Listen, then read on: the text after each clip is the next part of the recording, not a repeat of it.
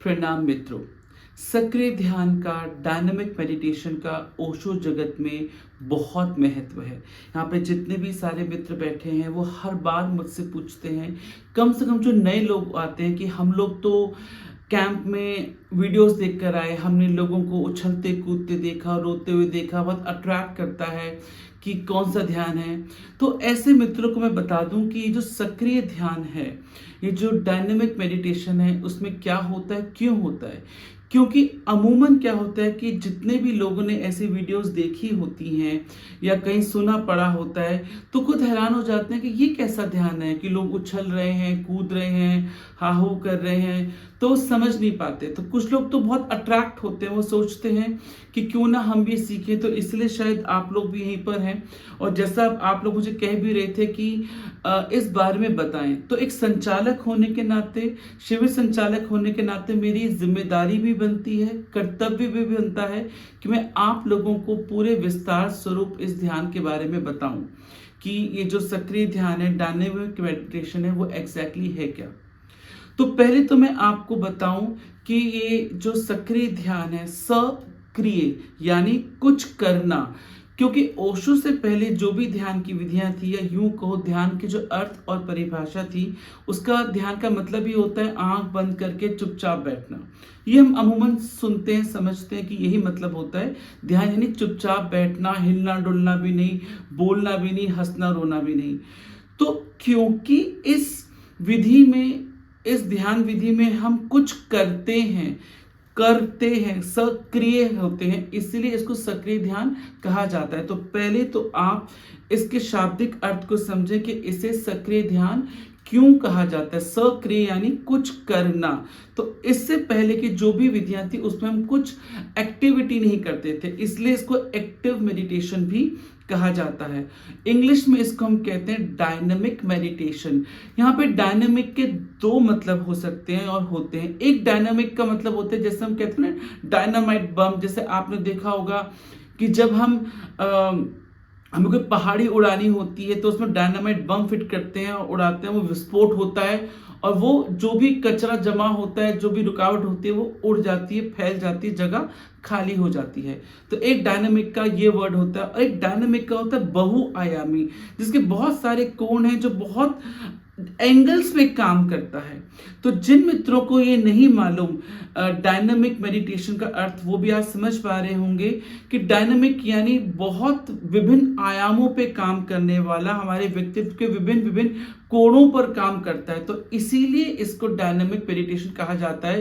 ये भीतर से हमें खाली करते, एक विस्फोटक अंदर एक विस्फोट होता है कि सब कुछ, सारा कचरा निकल जाता है, हम खाली होते हैं। तो यही कारण है कि इसको हम इंग्लिश में डायनामिक मेडिटेशन कहते हैं, एक्टिव मेडिटेशन कहते हैं, और हिंदी में इसको हम सक्रिय यानी हम कुछ करते हैं, इसीलिए इसको सक्रिय ध्यान कहा जाता है।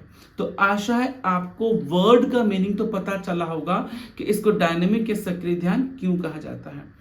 अब इसमें एक्टिव की क्यों जाती हैं, इसके अंदर कुछ क्रियाएं की क्यों जाती हैं। देखिए, ओशो ने भी अपने शुरुआती दिनों में नॉन एक्टिव यानी निष्क्रिय ध्यान कराया, आनापानसति, बहुत सारे ध्यान विधियां कराई जिसमें चुपचाप बैठना होता था।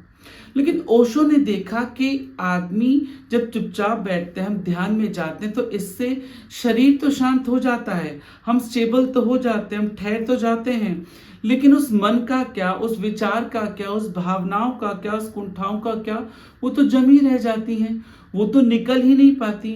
क्योंकि शरीर को साध लेने से वो जो बेचैन चित्त है, बेचैन मन है, वो वहीं का वहीं रह जाता है।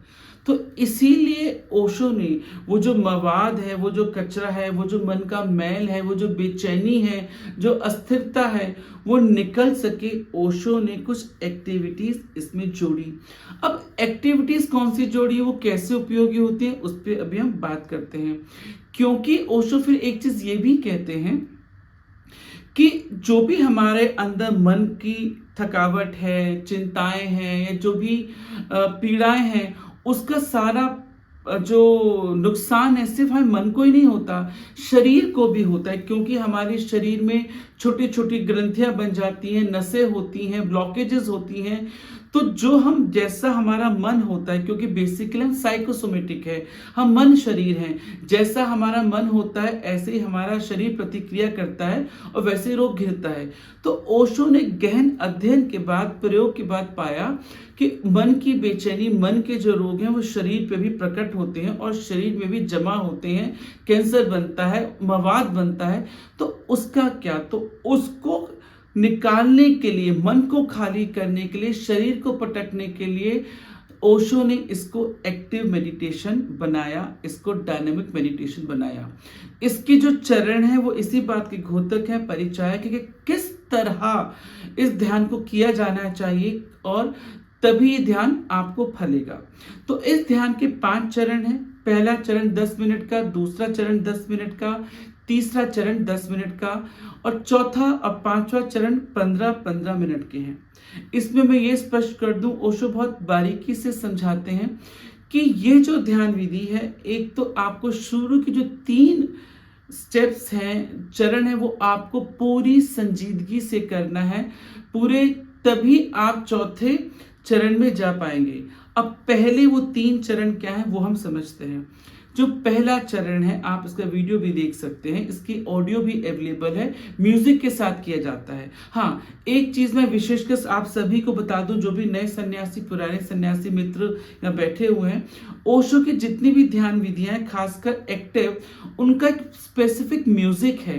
तो आप म्यूजिक कोई भी ध्यान विधि करें, कुंडलिनी करें, नटराजन करें, नाद ब्रह्म करें, सक्रिय करें, कोई भी ध्यान विधि करें, ध्यान रखें म्यूजिक के अकॉर्डिंग अपने आप को एट्यून करें।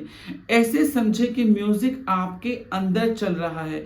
यदि आप म्यूजिक से फास्ट जाएंगे तो शरीर में पीड़ा होगी, मन बेचैन होगा।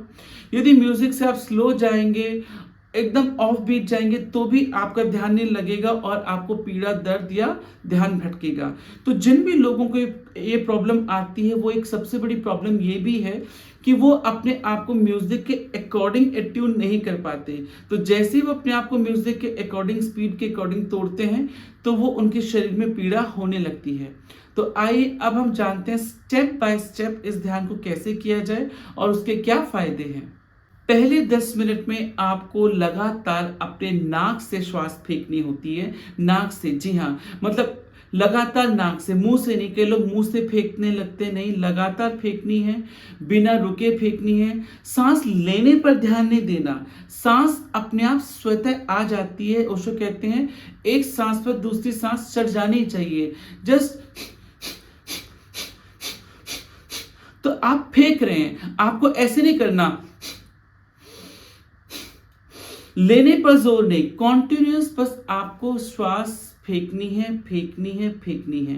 तो आपको शुरू के 10 मिनट तक श्वास फेंकनी है। हाँ, इस विधि में आपको ये भी बता दूं, बहुत बार आपको ऐसा होता है कि आप थक गए, खासकर नए मित्र। हाँ, ये आपको लगेगा थक गए, हमसे नहीं हो रहा। यदि आपको कोई इंजरी नहीं है, कोई ऐसा कोई प्रॉब्लम नहीं है, तो आप इस विधि को प्रॉपर करें, पूरी करें, कोई बहाने नहीं सोचें। तो मैं आप लोगों को ये भी बता दूं कि इसको पूरी ईमानदारी के साथ करें और थकावट होगी, वो थकावट आपकी भले के लिए है। ऐसा लगेगा कि टूटे, अभी मरे, कोई नहीं मरेगा, पूरी ईमानदारी से आप करें। तो आप 10 मिनट तक सांस को फेंके फेंके फेंके, जैसा हम वीडियो में देखते हैं या फोटोज में देखते रहते हैं। दूसरे में आप अपने आप को खाली करें, रोए, चीखे, चिल्लाएं। अब कई बार क्या होता है कि बहुत सारे मित्र लगातार चीख नहीं पाते, फिर कहते हैं स्वामी जी गला छिल गया, बहुत दर्द हो रहा है। तो आप पूरे 10 मिनट नहीं चिल्लाइए, आपको नहीं कहा आप चिल्लाइए, आपका जो भी सहज तरीका है। हाँ, आप चीख कर देखिए। ओशो कहते हैं कई बार थोड़ा सा प्रयास, अभिनय करना पड़ता है। जब आप अभिनय कर लेते हैं, कर लेंगे, तो आप एकदम से एट्यून हो जाएंगे और भीतर का रोना, हंसना आसान होगा। लेकिन फिर भी यदि नहीं हो रहा, तो ये कोई ज़रूरी नहीं कि आपको चीखना ही है। बहुत सारे तरीके हैं जो दूसरे चरण में आप कर सकते हैं। हाँ, ठीक है, आप चीखिए, चिल्लाइए, हंसिए, छाती पीटिए, ताली बजाइए, कुछ भी करिए। और हाँ, जिब्रिश करिए। जिब्रिश एक टेक्निक है जिसे हम विस्तार से बाद में कभी समझाएंगे, लेकिन मैं शॉर्ट में भी आप लोग को बता दूं। यानी उस भाषा में कुछ बोलना जो भाषा आप नहीं जानते, या यूं को बड़बड़ाना। तो आपके मन में जो कुछ भी है कोई गुस्सा है, कोई रुकावट है, ऑफिस में कलीग को कुछ कहना था, पापा को कुछ कहना था, बचपन की कोई बात है, गालियाँ देनी है, तो आप जिब्र शुरू कर दीजिए, बड़बड़ाना शुरू कर दीजिए 10 मिनट के लिए। तो कहने का मतलब है अपने आपको खाली करना है, हाथ-पाँव फेंके, घूँसे मारे, हवाओं में तालियाँ मारें, जो बात अधूरी रह गई थी आपको निकालनी है, उस इंसान का चेहरा सामने लाएँ और जिब्रिश बोल के यानी अपने मन में कुछ भी बड़बड़ाना चालू करें, उसको कंटिन्यू रखें, हाथ-पाँव फेंकें, तकिया उठा लें, जो आपके आस-पास तकिया पड़ी हैं, उस पे घूँसे मारें। तो कहने का मतलब है आपको 10 मिनट के लिए अपने आप को खाली करना है, क्योंकि ओशो कहते हैं गुस्सा सिर्फ आपके मन में नहीं है, आपके कंधों में भी है, आपके घुटनों में भी है, आपकी उँगलियों में भी है, कोहनी में भी है। क्योंकि जो हम जैसा सोचते हैं, तनाव से भरते हैं, वो तनाव हमारे शरीर में भी कहीं न कहीं कैद होता है और जो हमारी कंडीशनिंग हो जाती है, उस कंडीशनिंग को हमें तोड़ना होता है। इसीलिए आप दूसरा चरण करें और पूरी ईमानदारी से रोके, चीखें, जो भी करें। तीसरे में आप अपने दोनों हाथों को ऊपर रखें, हल्की सी जंप लें और जंप ऐसे नहीं कि एड़ी पहले आए, पहले पंजा पड़े फिर एड़ी आए, पहले पंजा पड़े फिर एड़ी आए। इस तरह से आप हल्का सा जंप लें, बहुत ज़्यादा फास्ट भी नहीं, बहुत ज़्यादा स्लो भी नहीं, और हु का उच्चारण नाभि से करते हुए हु का उच्चारण हु हु हु का करें और इसको कंटिन्यू रखें। इस चरण तक आते-आते जहाँ तक बहुत ज़्यादा थक जाता है, लगता है अगर आपका ध्यान भंग हो रहा है और हाथ ऊपर नहीं रख रहे, तो ही उस सूरत में कुछ सेकंड के लिए आप नीचे कर लें। लेकिन जैसे आपको लगे ठीक है, आप पुनः करें, क्योंकि ये वही चरण होने को होता है जब विस्फोट होने को है। ओशो कहते हैं यदि ये 3 चरण आपने ईमानदारी से अच्छे से नहीं करे हैं, तो फिर आपको इस ध्यान का लाभ नहीं होगा। क्योंकि इसके बाद जो चौथा चरण है सीधे खड़े होने का, जिसमें आपको कुछ नहीं करना। ओशो कहते हैं बंदूक चल गई, तूफान गुजर गया, अब सारा कचरा निकल गया। तो कचरा तभी निकलेगा, तूफान तभी गुजरेगा जब तूफान ऊपर तक चढ़ेगा। तो पहले के जो 3 चरण है वो एकदम विस्फोटक हो, जब विस्फोट हो उसकी तैयारी के लिए, इसीलिए इसको डायनामिक मेडिटेशन, जैसे मैंने कहा डायनामिक बम की तरह विस्फोट होता है, और क्योंकि बहुआयामी है, डायनामिक है, इसलिए भी इसको डायनामिक मेडिटेशन कहते हैं। तो आप पूरी कोशिश करें कि आप पूरी ईमानदारी से करें और तीसरे चरण के बाद चौथे चरण में अपने आप को छोड़ देना है, कुछ नहीं करना है। जो भी आपने किया था वो स्वतः होगा, जो भी हो रहा है उसके साक्षी बने, होने दें। और 5वें चरण में अपना आनंद बनाएं, अस्तित्व के साथ एक हों, आप खाली हो गए हैं, आपका कचरा सारा निकल चुका है, नए हुए हैं, इस बात का स्वागत करें। जो चारों तरफ अस्तित्व है उसके साथ एक हो, वो आप में, आप उसमें समा रहे हैं। तो जो म्यूजिक चले उसके साथ अपने अहोभाव प्रकट करें, इसका होता है। और इन 5 चरणों के साथ सक्रिय ध्यान समाप्त हो जाता है। सक्रिय ध्यान समाप्त होते कुछ लोग एकदम से भाग जाते, नहीं भागें, वहीं बैठें, कुछ देर बैठना आसान हो बैठे, लेटना संभव हो लेटें। यदि आपकी ऊर्जा बहुत चढ़ गई है ऊंचाई पर और फिर भी आपको बेचैनी हो रही, नहीं हो रहा, तो ऐसे मित्रों को बता दूं कि अपना माथा मस्तक को फर्श पे लगा लें और धरती को सारी ऊर्जा पी लेने दें, फिर भी कुछ नहीं हो रहा तो पूरा उल्टा यानी चित्त नाभि के बल लेट जाए, नाभि को फर्श से लगा लें और माथे को फर्श से लगा लें। काफ़ी देर लेटने के बाद आपकी सारी ऊर्जा जब विस्तृत हो जाएगी, आप और हल्के शांत महसूस करेंगे। ये उनके लिए जिन मित्रों को प्रॉब्लम होती है। नहीं तो सक्रिय ध्यान के बाद आप शांत बैठना चाहे शांत बैठे, लेटना चाहे लेटें, एकदम उठकर नहीं जाएं। यहाँ पर मैं आपको एक बात और बता दूं कि ये विधि हो या कोई भी विधि, विशेष तौर पर सक्रिय ध्यान, यदि आप चाहते हैं इसके माध्यम से आपके जीवन में रूपांतरित हो, क्योंकि बहुत ही कायाकल्प कर देने वाली विधि है। इससे आपके भीतरी और ऊपरी दोनों रूपांतरण होते, पूरे व्यक्तित्व का विकास होता है। तो इसको मिनिमम कम से कम 21 दिन किया जाए। ओशो कहते हैं जब हम किसी विधि को 21 दिन कर लेते हैं तो उसके साथ हमारा तारतम्य जुड़ जाता है, वो विधि हम पर काम करने लगती है और उसका हमको प्रभाव मिलने लगता है। तो यदि आप चाहते हैं कि आप इसका असर आपके जीवन में हो, आपके व्यक्तित्व में हो और आपकी आध्यात्मिक यात्रा और सुगठित और सुंदर हो, तो इसके लिए आप आपको कम से कम इसे 21 दिन रेगुलर करना पड़ेगा। तो आज आशा है कि आपको ये विधि समझ में आई होगी। इसका महत्व, इसके नाम का अर्थ, इसके चरण और हर चरण को कैसे करना चाहिए ये भी आपको समझ में आया होगा। तो अब से जब भी इस विधि को करें, इस बात का ध्यान रखें, पूरे होश के साथ इस विधि को करें, क्योंकि जब हम किसी चीज के लाभ हानि समझ जाते हैं, उसके करने की विधि समझ जाते हैं, उसको करना भी सरल हो जाता है और उसके लाभ भी हमें आसानी से मिलने लग जाते हैं।